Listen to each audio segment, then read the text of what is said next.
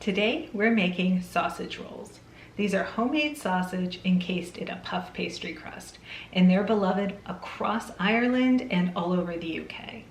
They make for a tasty breakfast, are a great food to serve at a party, such as the St. Patrick's Day party, and after a long night out, they are just the ticket. So what are we waiting for? Let's get cooking. We'll start making our sausage rolls by making the sausage, of course. And to do that, I'm using 1 pound of ground pork. You could do a mix of pork and beef if you'd like. You could even do all beef, but at least some pork is traditional. So I've got my pound of ground pork. And to that, I'm going to add 1 cup of plain breadcrumbs. Those could be homemade or store-bought, whatever works for you. And then my seasonings. So we have 1 1/4 teaspoon of salt. I'm using kosher salt. You might want to up that a little bit if you're using table salt. Actually, take that back. You want to dial that down to about a teaspoon if you're using table salt because it's less coarse. Some more salt granules get packed into that spoon. All right, 3/4 of a teaspoon of ground black pepper. 3/4 of a teaspoon of ground coriander seeds, 1/2 teaspoon of nutmeg. That might sound like a lot, but that's a real classic flavor in here. And then to this, we will add 1/2 teaspoon of dried sage, and I'm going to put that in my hand and just kind of grind it up a little bit more finely with my fingertips. And we always do this with dried herbs because it helps to release some of the oils that remain in those dried leaves. All right, the rest of the seasoning is going to go in there as well. We'll give that a little bit of a mix with my fingertips. And then we will start to mix it in with the ground meat. And this is something you can do with a large fork, but it really does work better with your hands. You can use kitchen gloves, kitchen safe, food safe gloves if you prefer to do so, or just kind of go out the old fashioned way. And once you've gotten the breadcrumbs and the seasonings kind of fairly well integrated with your ground pork or beef, you will add a bit of water. So we'll start with 1/2 cup of water. Just going to get some more of those breadcrumbs from the bottom of the bowl mixed in here. All right, so we'll start with 1/2 cup of water, and then as needed, add a little bit more, up to a total of 2/3 of a cup if you need to. The idea here, I'm going to go ahead and add that. I've got 1/2 cup. I'm going to add part of it now and the rest in a moment. I just don't want this to get too sloshy. All right, so the idea here is that we're going to get a sausage that holds together but isn't too wet.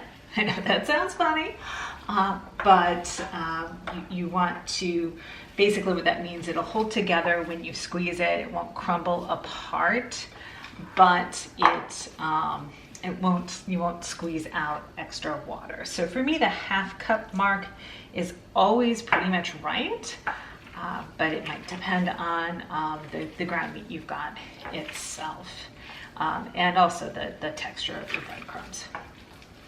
So I'm going to keep mixing just a little bit more. And while I do that, I'll mention the pastry part of the equation. So this will use puff pastry. You can, by all means, make homemade puff pastry. It will be glorious, but the sausage is really the star of the show here. At best, your puff pastry, whether it's store-bought or homemade, will be a co-star, probably more of a supporting player in these sausage rolls. So you might want to save that for something that that features the puff pastry on its own, like Orday has elephant ears, right, or palmiers, something like that. So I will be going with store-bought puff pastry here.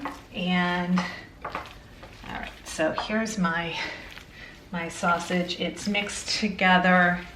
I can grab a handful of that and it holds together, but I'm not squishing water out.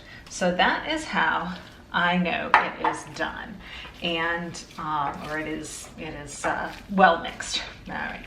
So, oops, I'm going to clean up my hands and clean off the surface here, and then we will be unfurling that puff pastry and getting these assembled. I've unrolled the first of 2 sheets of prepackaged puff pastry. These usually come in 9 by 14 inch sizes, although always check the package before you buy it to make sure you know that you've got the right amount of puff pastry for your sausage rolls.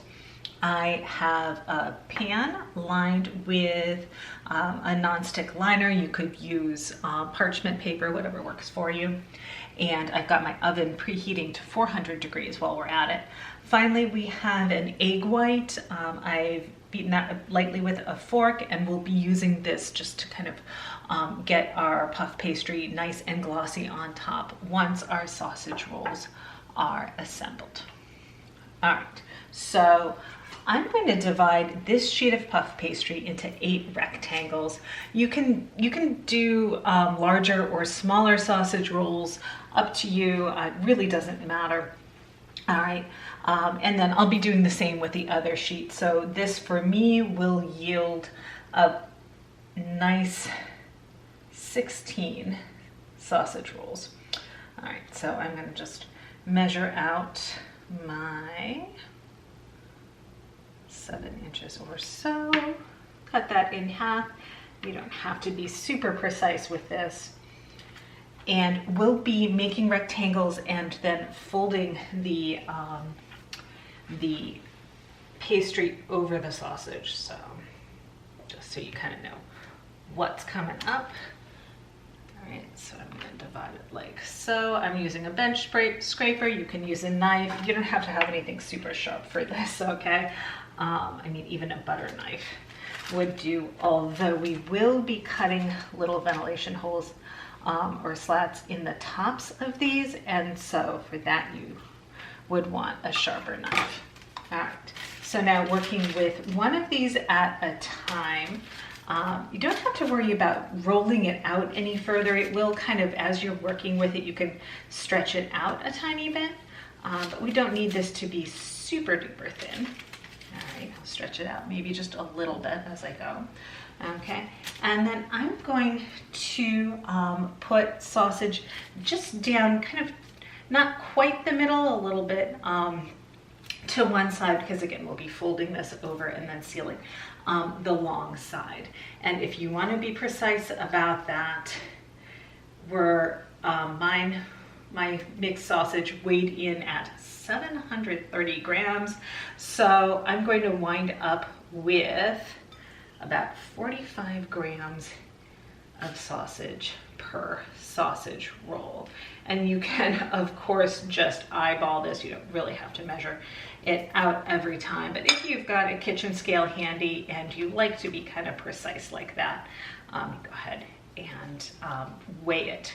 All right, so I am putting that sausage, again, not quite down the center. You can see that is a little bit, in my case, left of center. And you don't need to leave a border at the far edges here. Just go right up to the edges, and then we're gonna fold that pastry over. The stuff isn't too super delicate, so you don't have to worry about that. And then seal the edges with the tines of a fork. And if you find that your fork is sticking, you can just get that fork wet, and that should do. All right, and so here we have this kind of long and skinny. All right, you can shape these again any way you'd like. And the last thing I will do before I put this on the baking sheet is to cut a few little ventilation holes in the top, and that's as much for decorative purposes as anything else. Although you don't want to put too much pressure on this seam here and have the sausage kind of ooze out the side. You don't need to seal the ends though. Whoops, let me put this a little bit further down. Let's try that again.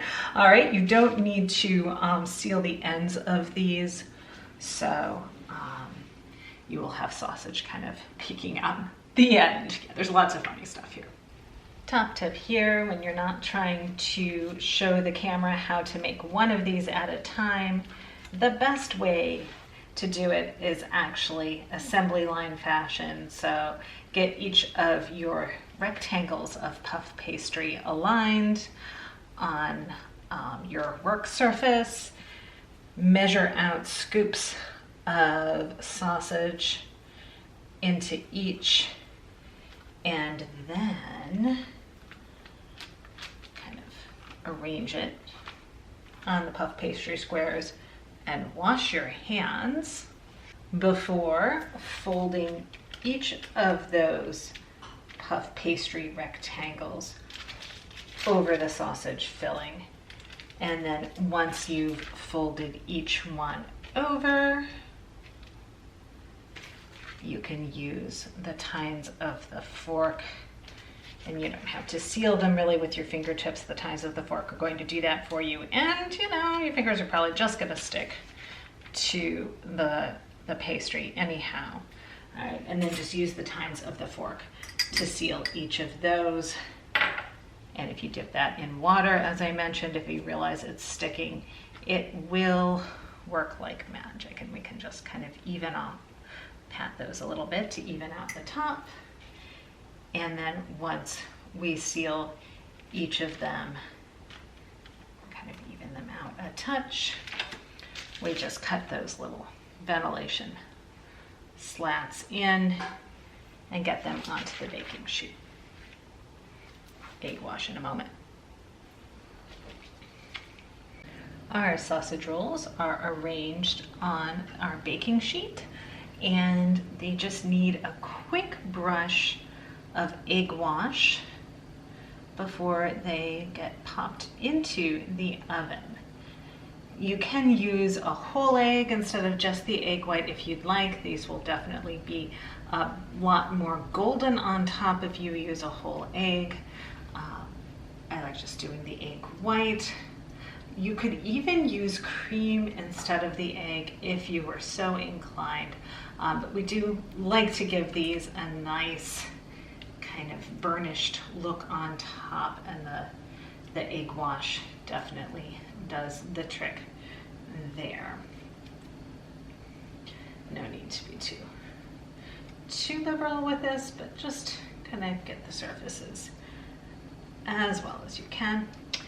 And these will spend about 25 minutes in the oven. Of course, we're looking for the sausage to bake through. That shouldn't be an issue. And we want the tops to be nice and lightly golden. If we're using the egg white, they will again be a deeper golden color if you're using a whole egg for your egg wash. And